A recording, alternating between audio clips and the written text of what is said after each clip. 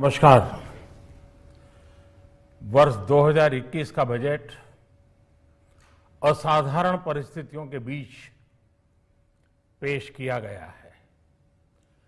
इसमें यथार्थ का एहसास भी और विकास का विश्वास भी है।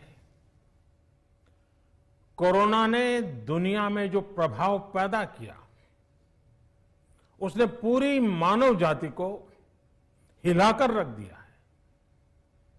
इन परिस्थितियों के बीच आज का बजट भारत के आत्मविश्वास को उजागर करने वाला है और साथ ही दुनिया में एक नया आत्मविश्वास भरने वाला है।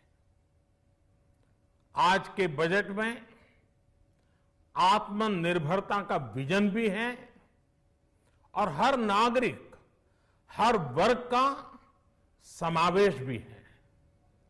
हम इस बजट में जिन सिद्धांतों को लेकर चले हैं वो हैं ग्रोथ के लिए नए अवसरों, नई संभावनाओं का विस्तार करना, युवाओं के लिए नए अवसरों का निर्माण करना, मानव संसाधन को एक नया आयाम देना, इंफ्रास्ट्रक्चर निर्माण के लिए नए नए क्षेत्रों को विकसित करना, आधुनिकता की तरफ आगे बढ़ना, नए सुधार लाना।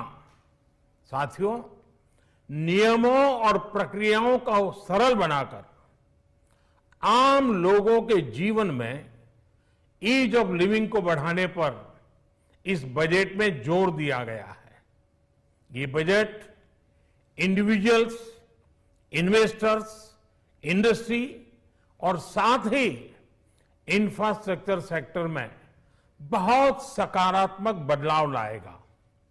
मैं इसके लिए देश की वित्त मंत्री निर्मला जी को और उनके साथी मंत्री अनुराग जी और उनकी टीम को बहुत बहुत बधाई देता हूं।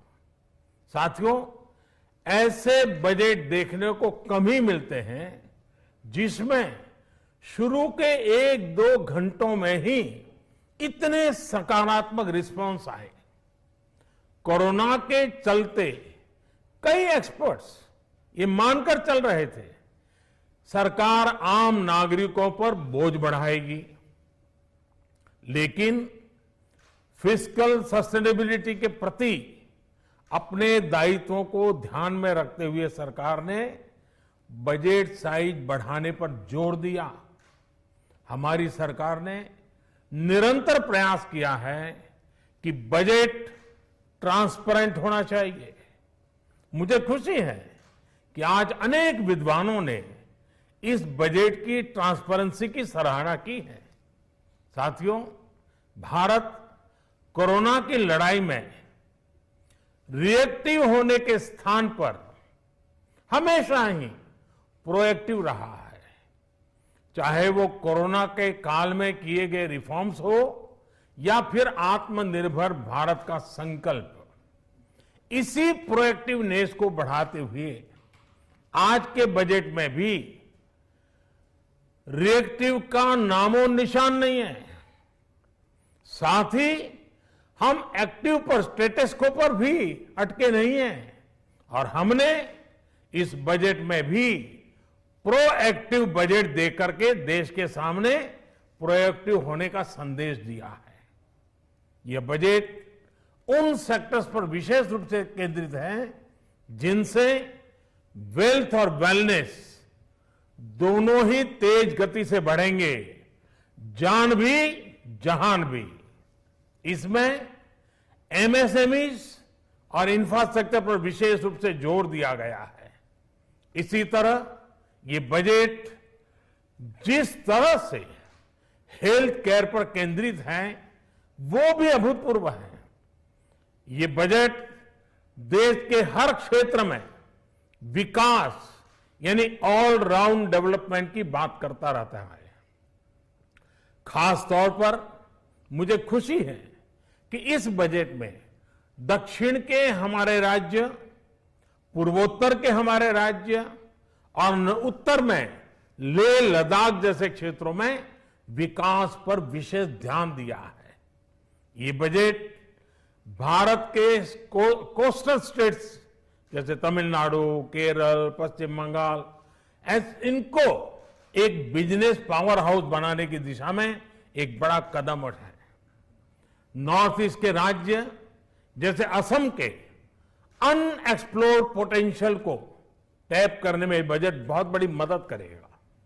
इस बजट में जिस तरह से रिसर्च एंड इनोवेशन इकोसिस्टम पर बल दिया गया है, जो प्रावधान किए गए हैं, उनसे हमारे युवाओं को ताकत मिलेगी। भारत उज्जवल भविष्य के लिए बहुत ठोस कदम रखेगा। साथियों, देश के सामान्य मानवी का, महिलाओं का जीवन आसान बनाने के लिए उनके स्वास्थ्य, स्वच्छता, पोषण, शुद्ध जल और अवसरों की समानता, इस पर इस बजट में विशेष बल दिया गया है। बजट में इंफ्रास्ट्रक्चर पर खर्च में अभूतपूर्व वृद्धि के साथ साथ कई व्यवस्थागत सुधार किए गए हैं, जिसका बहुत बड़ा फायदा देश में ग्रोथ और जॉब क्रिएशन, रोजगार के लिए बहुत लाभ होगा। देश में एग्रीकल्चर सेक्टर को मजबूती देने के लिए, किसानों की आय बढ़ाने के लिए इस बजट में बहुत जोर दिया गया है। कई प्रावधान किए गए हैं। एग्रीकल्चर सेक्टर में किसानों को और आसानी से और ज्यादा ऋण मिल सकेगा। देश की मंडियों को यानी एपीएमसी को और मजबूत करने के लिए, सशक्त करने के लिए एग्रीकल्चर इंफ्रास्ट्रक्चर फंड से मदद का प्रावधान किया गया है। ये सब निर्णय ये दिखाते हैं कि इस बजट के दिल में गांव है, हमारे किसान है। एमएसएमई सेक्टर को गति देने के लिए, रोजगार के अवसर बढ़ाने के लिए इस बार एमएसएमई सेक्टर का बजट भी पिछले साल की तुलना में 2 गुना से ज्यादा कर दिया गया है। साथियों, ये बजट आत्मनिर्भरता के उस रास्ते को लेकर आगे बढ़ा है जिसमें देश के हर नागरिक की प्रगति शामिल है।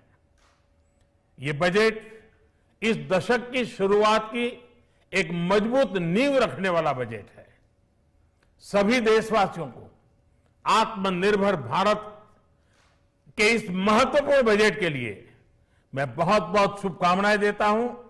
फिर से एक बार वित्त मंत्री जी और उनकी टीम को बहुत बहुत अभिनंदन करता हूं, धन्यवाद करता हूं।